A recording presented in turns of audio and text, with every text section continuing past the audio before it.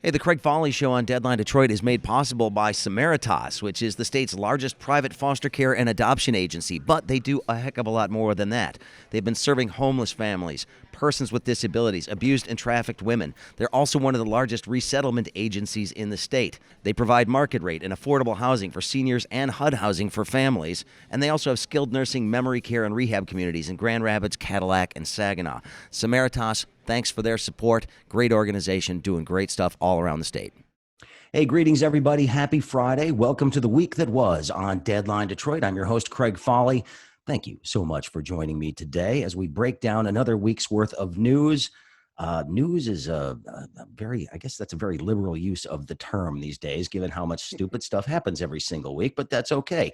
Joining me, as always, Alan Lengel, of course, the co-founder and editor at Deadline Detroit. Alan, thank you for being here. Hey, thanks for having me. Our leader. That's right. Nancy Derringer, of course, You're wonderful contributor to Deadline Detroit. Thank you. Welcome back. Thanks.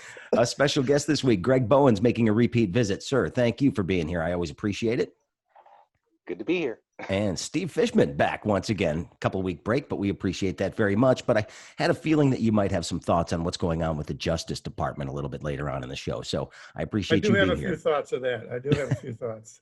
Well, sure. We'll get to that in just a minute. I do want to start with what is going on today here in our area. Of course, in the flats of Lake Saint Clair, the Jobbie Nooner taking place again today. I was just watching a live video feed from one of the local TV stations that's got the helicopter out there. Crowds down a little bit this year, but I do not see a lot of masks and I do not see a lot of social distancing. And Nancy, I'm going to let you start because you actually went out there last year to the Jobbie Nooner. I went out with Are you missing it? Are you missing it this year? Our engineer, Michael. Yes, I am. No, I'm not missing it. I mean, it's not my scene. I show up and everybody just looks at me. You know, I'm old. But it is a amusing event. It's a little bit dangerous, and I'm actually shocked that the young people of Macomb County are showing that much self-restraint that the crowd is down, because I would have thought it would be no change from last year. Well, given the lack of restraint we're seeing from young people in general around the country, East Lansing comes to mind. Some of the stories that we had on Deadline this week, taking a look at what's going on up there. And of course, we're seeing the corresponding spikes in cases related to these close quarters and the gatherings that are taking place.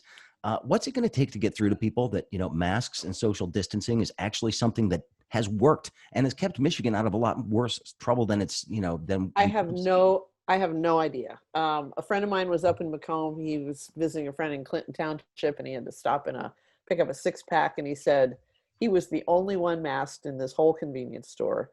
The girls are in there trying to decide what flavor of White Claw to buy. Maybe they were headed to Jobbie Nooner. I don't know.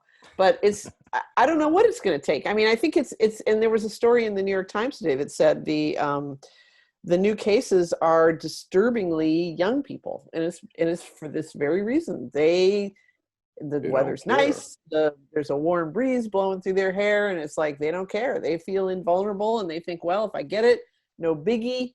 And that's what's happening. But I've seen too many cases of fit people dying of this, or if they are young, having lasting lung damage. I mean, my daughter's 23 and she's extremely careful about this. So I hope I raised her.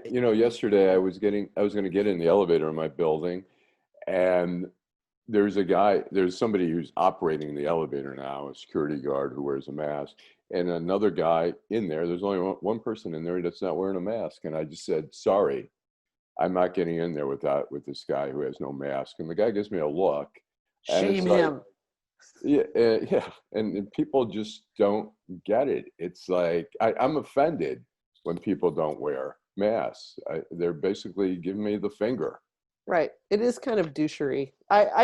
We had dinner last Saturday night at a local place here. We're in Grosse Pointe where we live, but it had patio tables, outdoors, nice breeze blowing. I mean, that's my comfort level. Outside, if I'm not too close to another person, I generally feel pretty good and I'll take them off.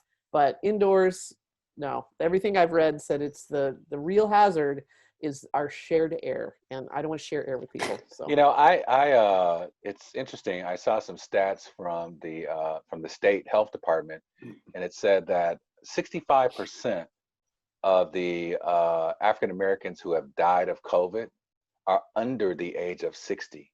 32% of white folks who have died from the disease are under the age of 60.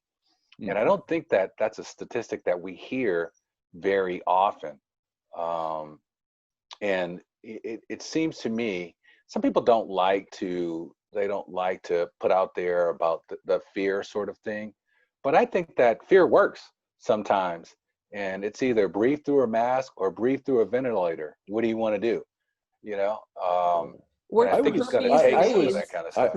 I was picking up mail from the office on Friday from the Ford building, and I was walking back to my car, which was parked at Lafayette and Shelby, and there's that garden there right near the Coney Island there, that outdoor garden. And I walked by, and there's a cocktail party going on, and people are dressed kind of nice, and they're all standing next to each other and chatting. And I shake my head and I just go. And then as I walk to get to my car, I see signs.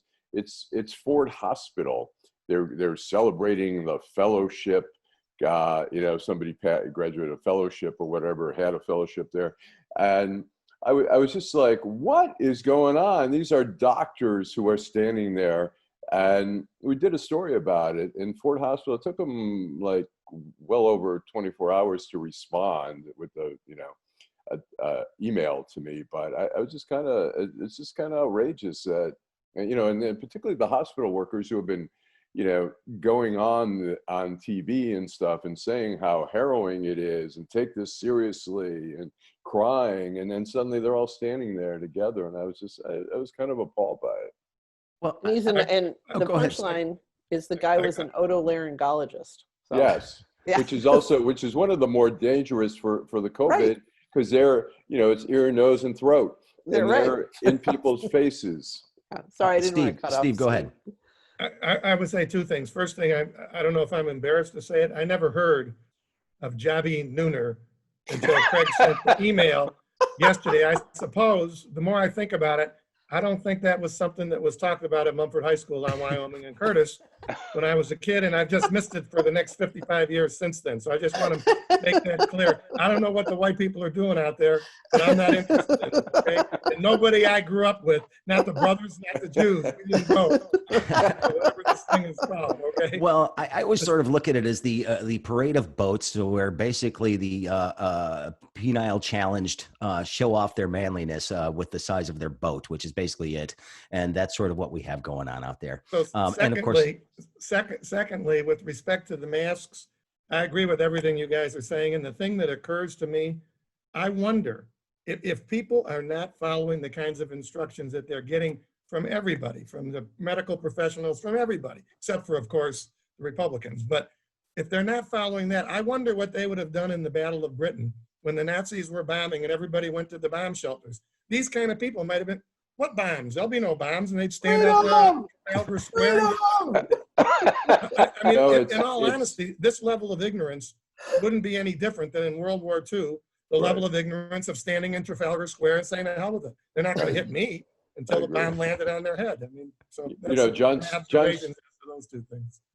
Jon Stewart was on the Colbert Show the other night, and he was saying, how absurd this has become politicized, this whole mask wearing. He goes, they wear masks during surgery, right? And it's not because they listen to NPR. Oh, I like that. I'd have to use that That's one a again. good one, yeah. Well, my schmuck of the week has something to do with masks, and I'll get to that a little bit later on, because this one's going to be worthy of there almost needs to be another award that we could come up with. That's like, this guy's such a non-important person in the grand scheme of things, but of course his ignorance is now national because of Twitter and things like this. But so schmuck of the week, there's got to be something like schmeckle of the week, perhaps. Is that like a little schmuck?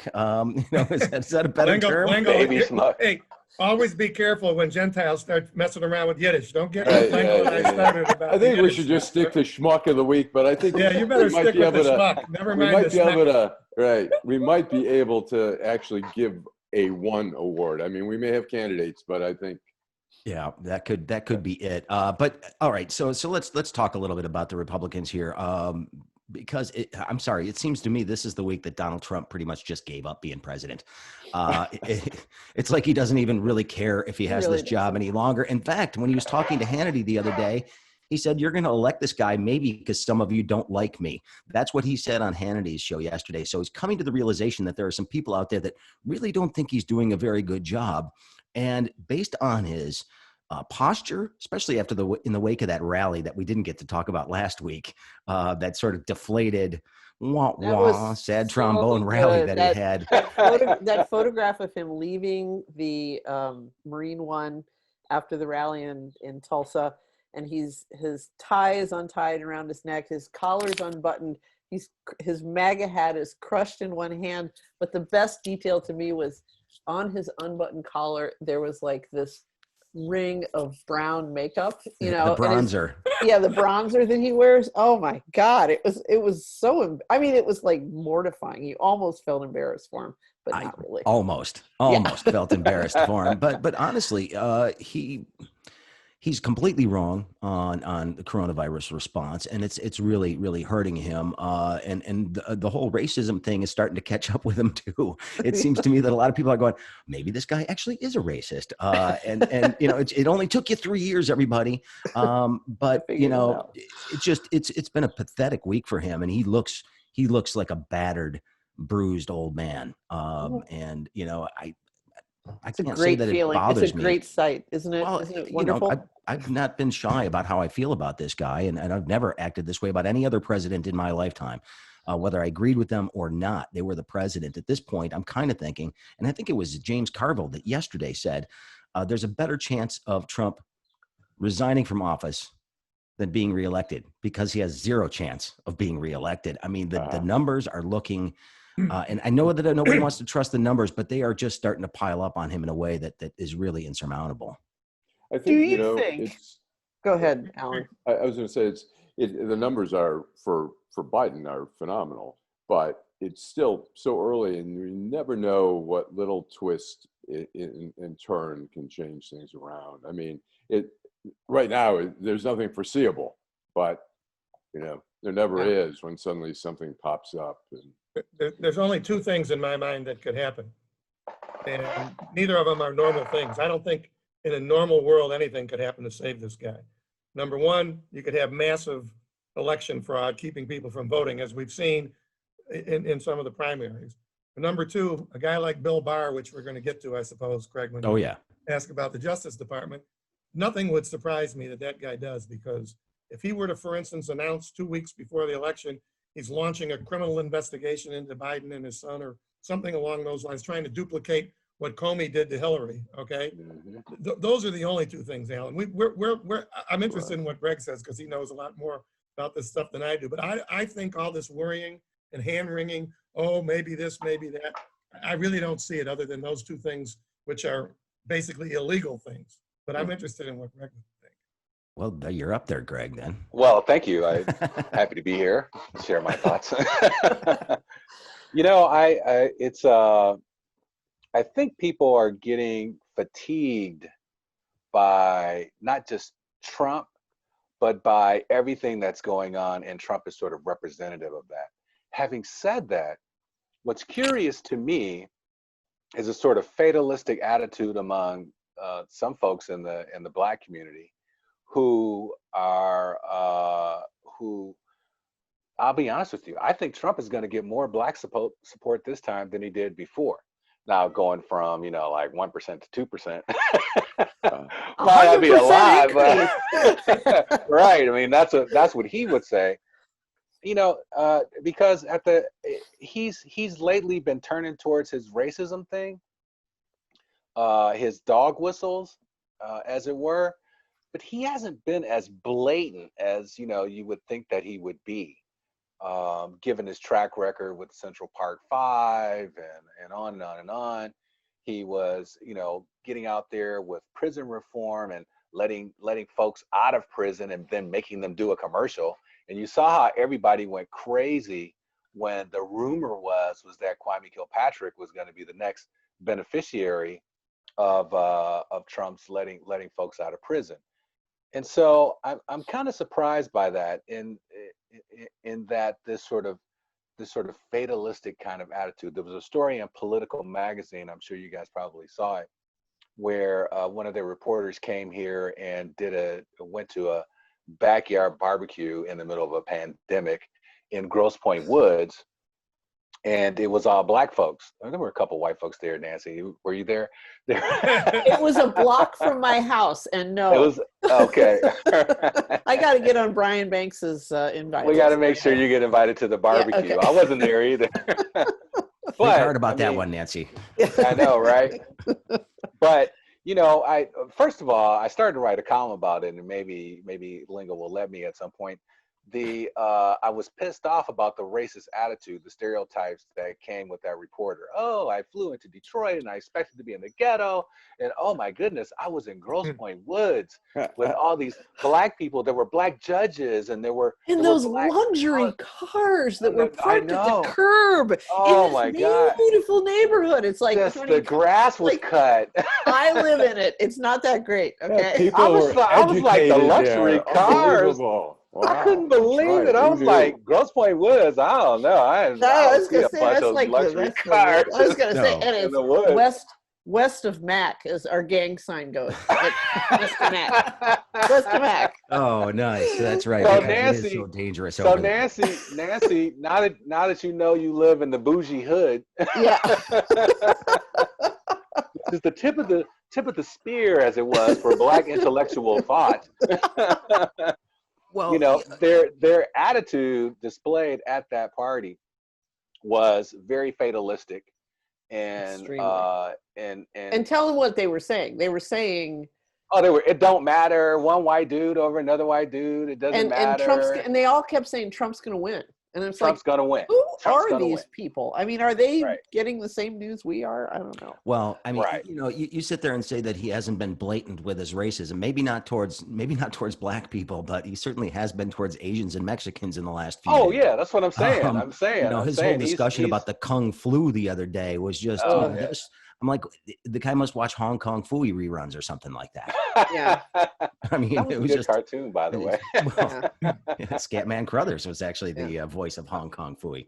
I know, but that's the point. He's been for black folks when he does his thing against immigrants.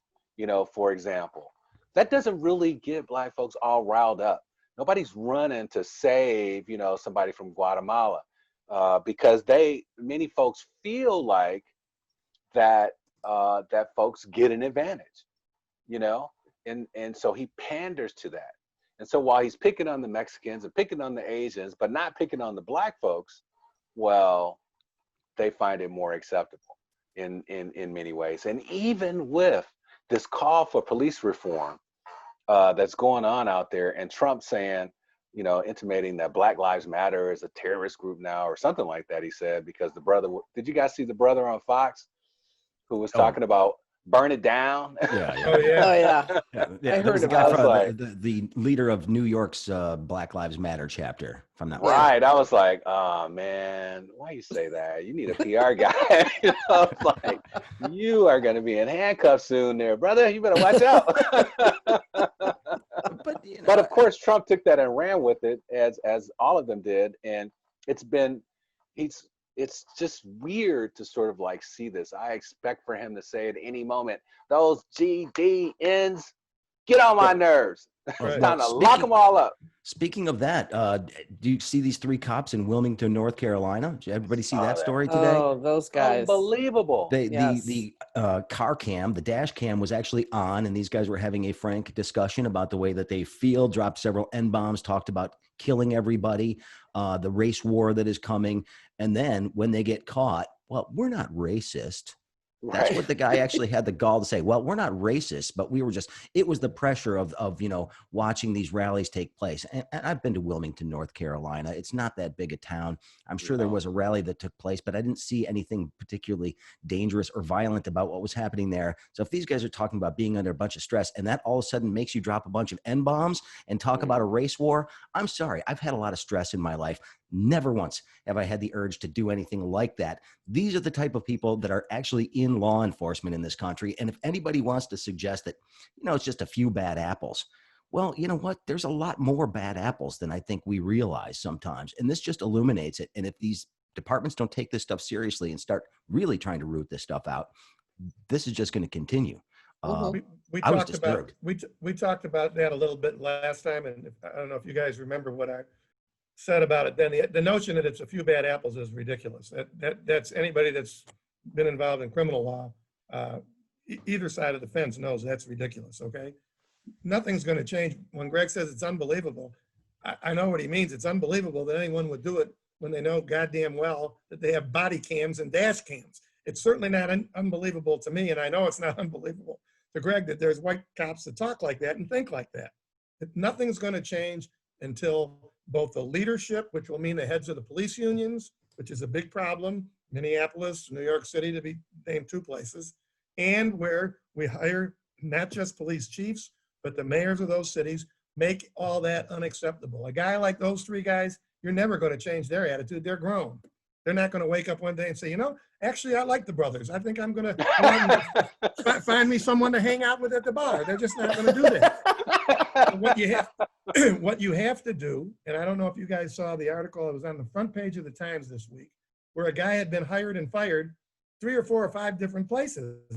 And because the unions cover up for him. When they leave, they get a deal. The police union says, well, you can't put it in his record. So when he goes to Saginaw, let's say, to try to get hired after he screwed up in Flint, he's got a clean record. He gets hired again. Like the Catholic Church.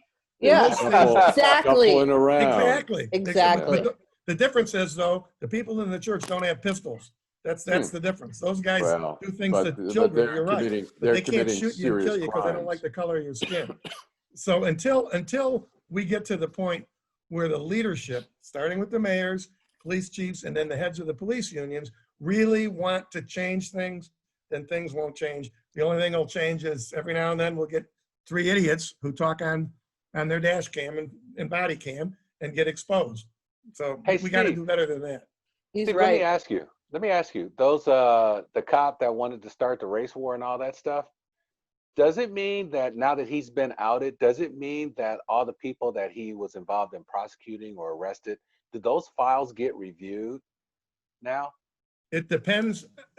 I have no idea what goes on in the county that includes Wilmington, North Carolina. For sure, I can tell you, it does not mean that every case he was a complainant in, let's say a pistol or some dope, that every case will be dismissed. What they should do, what Kim Worthy did, to her great credit, is she had brought in Valerie Newman to review convictions once there were not just allegations, but proof that certain police officers were bad. And if you follow this stuff and pay attention, any number of people have been released from prison and their convictions, or their cases dismissed, which gets rid of their convictions. But you have to have a county prosecutor that's willing to do that. I don't know what goes on down there. But when we're talking about putting pressure on people, it's not just Black Lives Matter. There's plenty of white people that get screwed over too, by the way. But the pressure there should come. I want our local prosecutor's office, given what we just heard from these 3 guys, I want to have a review of every case where a jury or a judge relied on their testimony. Yeah. They may have been accused by the defense lawyer. Isn't it true, Officer Smith, whatever, I can't remember their names, that you're a racist? Not me. Are you kidding? That didn't mean just because he was black, I would have stopped the purple guy. And if you had all this information, his own words coming out, then you might be able to say, ladies and gentlemen of the jury, is this a truth teller? He just told us he's not a racist. Did you hear him talking? That's what I'm talking about. Yeah. And I think that kind of review is going to be taking place in a lot of places. And Steve, one of the things that, I've been advocating for, and some other people I've been talking to have been advocating for, is making all of these service records for these officers public information so that you can see it, so that you can gauge their testimony and maybe think twice about even putting them on the stand if you know they're going to get torn apart by opposing counsel because they have these records. And it seems like that might be some good information for everybody to have. I like the idea of it being more available. Remember when I was talking about the police unions? That's something those are things that get negotiated, right? But you should be, I don't want you or the listeners to think that everything that would be in a file, because I've represented police officers, as you guys know, where I thought they were unfairly charged or they shouldn't be convicted. There are rules of evidence. I don't think that everything there's a complaint made against the guy that he didn't like the way the guy got the cat out of the tree, that's not something you're going to be able to use in a jury trial. So certain things you could use, certainly racial stuff. If he's been disciplined 3 times for racial types of things and he's a white cop and it's a black defendant, there's no doubt that that could come out. But there's rules of evidence that would affect how much could be brought out and to what extent. All right. Well, we don't have a ton of time, and I definitely want to get to this because Bill Barr, the Attorney General of the United States, at least that's the title that he holds. So he seems to be Attorney General for President Trump. But there have been some really interesting testimony at the House, taking a look at some of the moves that Bill Barr has made recently, including last Friday night's purge of the prosecutor of the Southern District of New York, the U.S. Attorney there. Basically giving that job to a Trump toady, and saying that has nothing to do with the investigations that are going against the president in the Southern District of New York. I mean, I smell a rat on that one. I don't think anybody thought that this was a good move. We don't know who was telling the truth about who was responsible for getting him fired. The president said he had nothing to do with it, and Bill Barr says the president fired him. A lot of confusion there, and now you have former U.S. attorneys and former members of the Justice Department testifying, saying that this guy is a danger to the Republic, that the things that he is doing is destabilizing people's faith in the Justice Department and certainly creating morale problems within the Justice Department. Bill Barr, we've been bitching about him for as long as I've been doing this show, I think. It's the job. He's been a regular feature on this. Go ahead, Alan. Yeah, I was going to say, it's interesting. Dana Milbank, former colleague at the Washington Post, wrote a column about Bill Barr and was quoting a guy who grew up with him and said that he was just a bully, that the guy just constantly bullied him. And so it's Bill Barr? Yeah. And so it's really an alliance of these bullies who are just, I mean, the idea of removing Jeffrey Berman is just, there used to be a perception issues.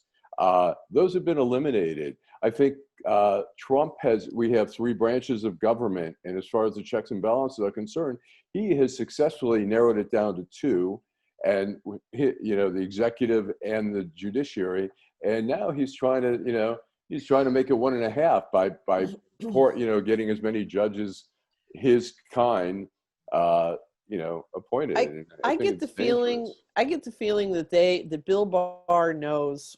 He's not stupid. He can read the writing on the wall. He knows what's going to happen in November.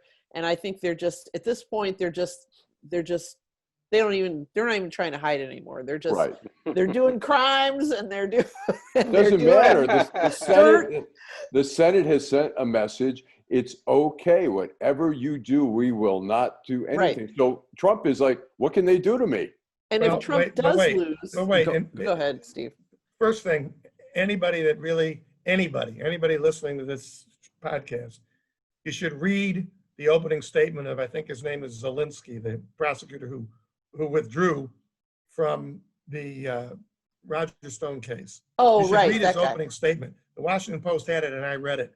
It's as much of an indictment of a sitting attorney general. It's almost impossible to believe that a guy who has been in that office, been at that place almost his whole career, the Zelensky, who is still an assistant U.S. attorney, was willing to take pen in hand and then put his hand up in the air and testify in Congress about what you've got going on. That's the first thing. The second thing is that what these guys, what Barr himself tries to do is he is completely and totally forsaken the notion of being the Attorney General of the United States. Yeah. I think you called him the Attorney General for Trump. He's not he's the personal lawyer for Trump. Right. He's not even pretending to represent all the country, okay? And the third thing is just an anecdotal thing. It's funny because I read Milbank's column as well, and we've all seen how Trump behaves. And I have to tell you guys, every time people say these guys were bullies, on Father's Day, a lot of the fellows and guys I played with, we all call each other, we can't believe we're still alive, what a great time we had. And we all said the same thing. Those guys should have come to Mumford or Northeastern or Mackenzie. and let's see how good they'd have done trying to bully us.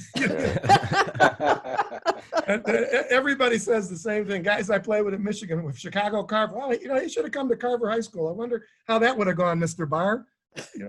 Well, can we also, before we move away from Bill Barr, can we also give him this the additional dubious achievement that his father was the one who hired Jeffrey Epstein at the girls' school that, you know, the Oh, kid wow. was, Wow. yeah, Who Did knew? not realize that. with no college degree. His father was the headmaster, whatever, and he gave Jeffrey Epstein his start in life. So, Wow. there you go. Well, Exactly. interestingly enough, I mean, just one of the things that sort of makes me puzzled, and this is something that I've seen some legal experts puzzled by as well, but he's actually ordering reviews of Michael Cohen's case after the guy's already been convicted.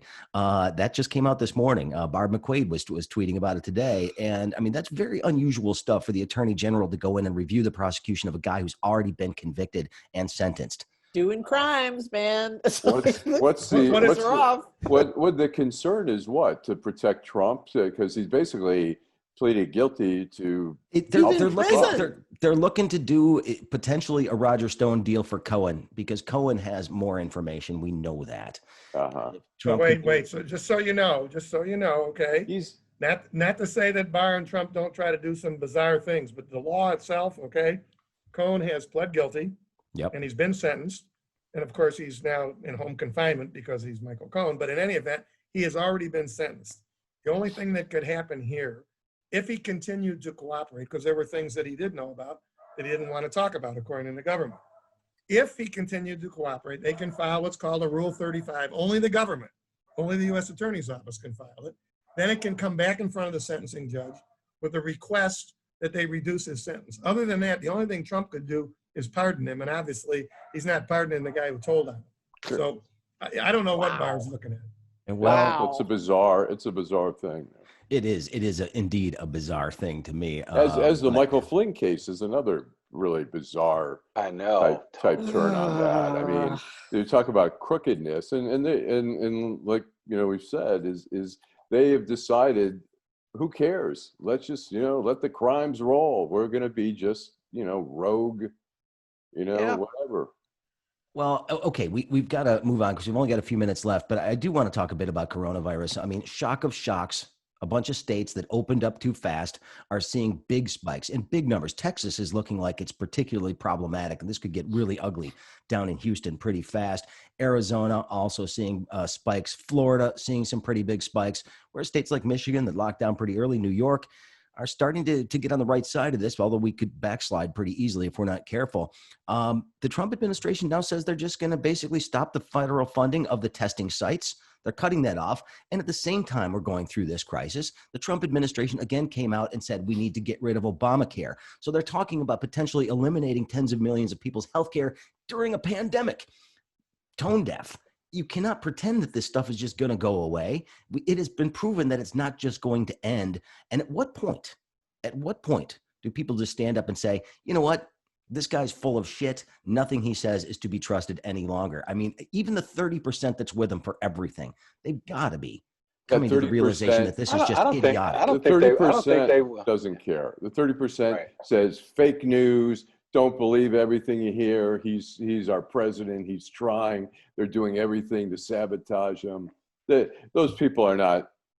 They're not abandoning ship ever. Well, Greg, talk about. Yeah. I'm interested in your view.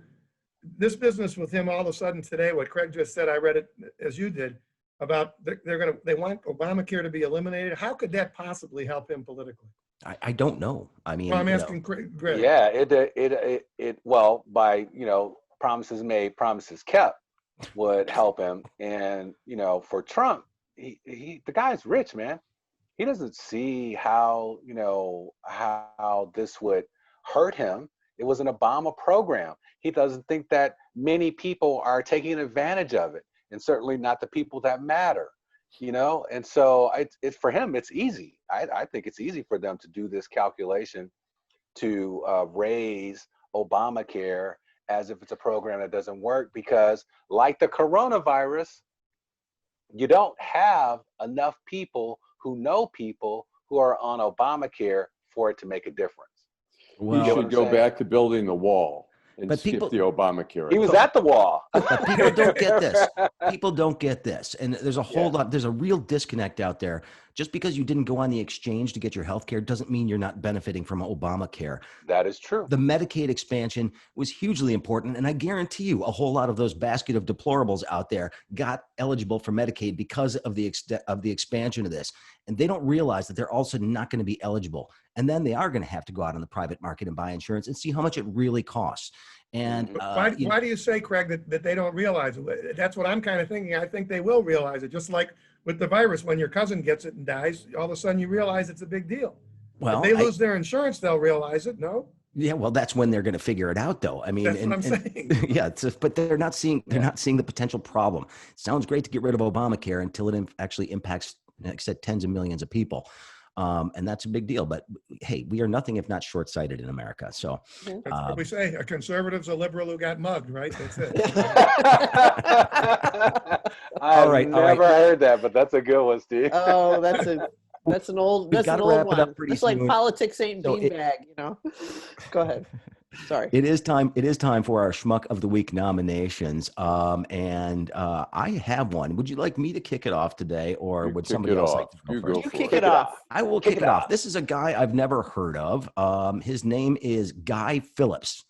He is a city councilman in Scottsdale, Arizona, which, of course, as I mentioned a moment ago, is seeing a real spike in coronavirus cases. And, of course, he was attending the anti-mask rally in Scottsdale. Brilliant, of course. And here's why he is my Schmuck of the Week. He shows up wearing a mask, and as he's getting ready to address the crowd, he's got a microphone, and he goes to take off his mask. But what does he do? He does an imitation of George Floyd. I can't breathe. I can't breathe, as he's taking off his mask. So that's just what you want from a 65-year-old white city council member from freaking Scottsdale, Arizona, to be mimicking the death of George Floyd at an anti-mask rally. That is just like, you know, a level of dumbassery I cannot even fathom. I'll give that to you. You get 22 points in Scrabble for using that word. Maybe hard to top that guy this week. Well, he's the winner in my book, and I swear to God, if I ever meet him in public, I may have to just punch him in the face. Not that I would do that, but it might be worth the assault charge. You never know. Oh my goodness. Okay, let me do mine. I mean, you get Fishman to defend you, and you're a free man again. Go ahead, Greg. That's true. Temporary insanity. That's true. I heard the one, the lawyer joke. Murder hornets. With the right lawyer, they could be manslaughter bees. All right, my Greg, schmuck of the week is Macomb County Executive Mark Hackel, who is a fellow Democrat, but I might need to go there and take his card. This guy has been, he was slow on the draw when it came to the pandemic. He is running around with our buddy Nolan Finley talking about open up the economy soon. Get rid of this. It's a matter of freedom. Bring back democracy. It's like, what are you talking about, man? And for me, Mark Hackel, he has become Democrat light, and he has become, who's the guy that was the Oakland County executive that died? Brooks Patterson. Yeah, Brooks Boy, Patterson. How soon we forget, man. I know, it only takes a minute. Don't die, Lingo. Yeah. He's like Brooks Patterson's little brother now, you know, in the way that he behaves. And I am completely shocked and disappointed by Mark Hackel. I've been holding on this for a while because I've seen him at diversity conferences. I've seen him sort of like reach out, but he does things that seems to be an opposite to what he should be standing for as a Democrat. And this latest stand against the public health messages and pushing, you know, to open everything up quickly bothers me, as well as his stance on transportation, you know. So that's my schmuck of the week. Mark Hackel, you dress nice, but you got to get right, man. You got to get right.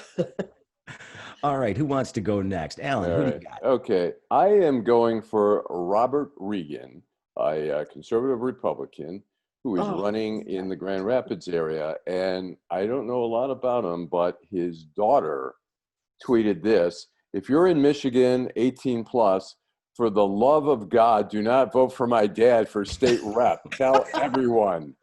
And so she goes on. He explains to the Hill, the publication in D.C., that we have our differences, over racism, white privilege, and Black Lives Matter.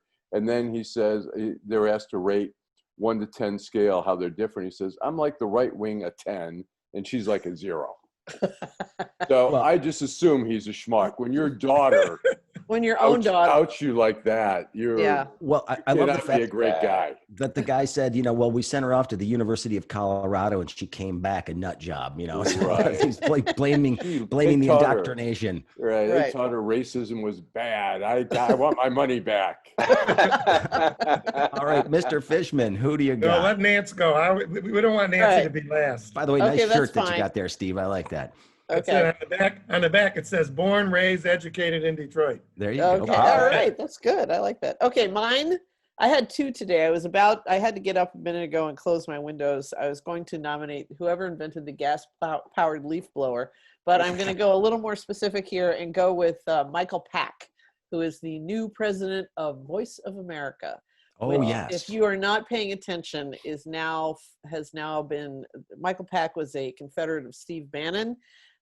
His idea is that the Voice of America and Radio Liberty and all of these various American media outlets that serve Europe and Eastern Europe and the communist or the former communist countries are deep state. And so he's fully on board with turning it into an absolute Trump rally over the air. And I think I heard that he is talking about naming Seb Gorka to a high-ranking spot there. So Michael Pack. Schmuck. Yeah. Dr. Seb Gorka. See, that anyway. actually me bashing my head against a microphone would be better radio than that's Yeah. going to be. I think so. All right. So booting it to Steve. He brings up the rear here. I'm in the same state as Craig, but a different position. I'm voting for Governor Greg Ducey or Ducey. I'm not sure how you pronounce it. This guy has managed. It's kind of hard to do, really, if you think about it. You got plenty of space in Arizona. You'd think you had a little leadership at the top.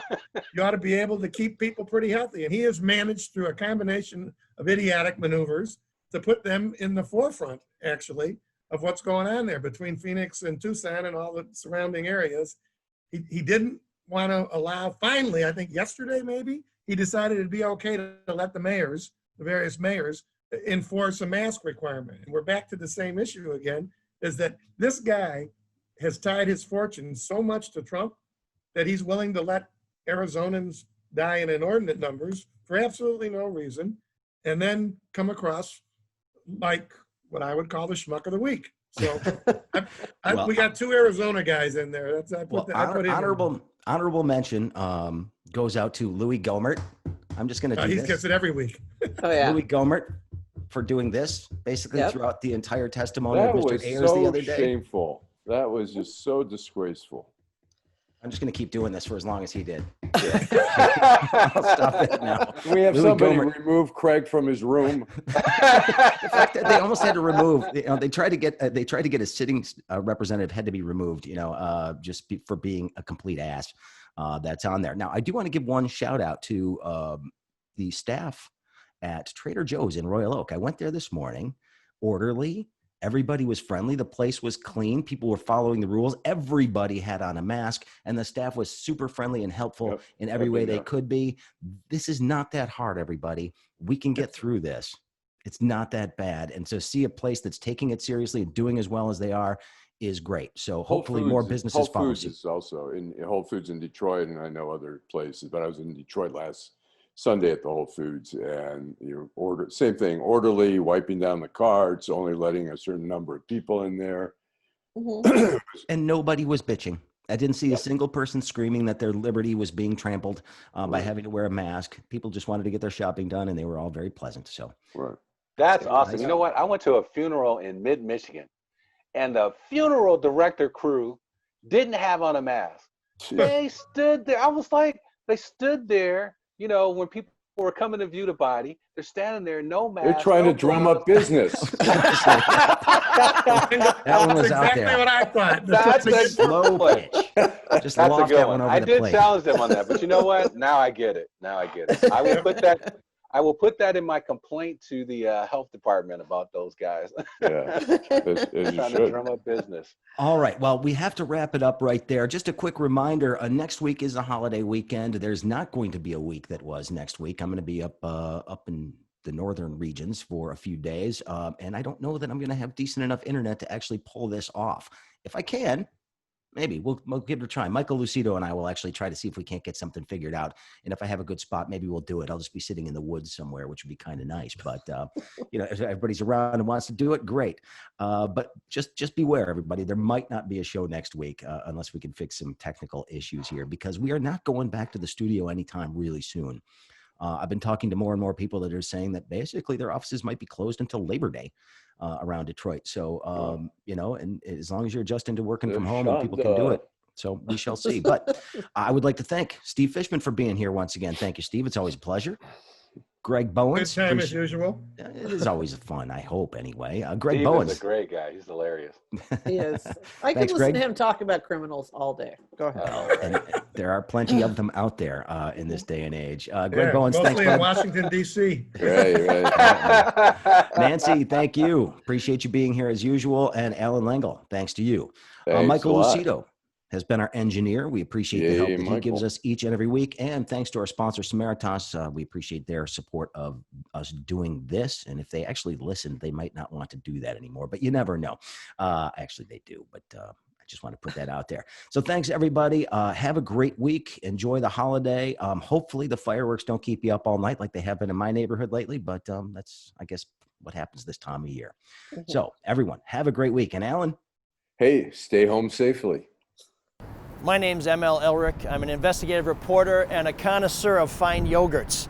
I know a little bit about Detroit. I know a little bit about deadlines, and I'm asking you to become a member of DeadlineDetroit.com. Like me, I'm not asking you to do anything I wouldn't do. I'm making a monthly donation. My wife is making a monthly donation. I know that seems redundant, but they need the money, and the money goes to a good place. Getting the story out, getting the truth out.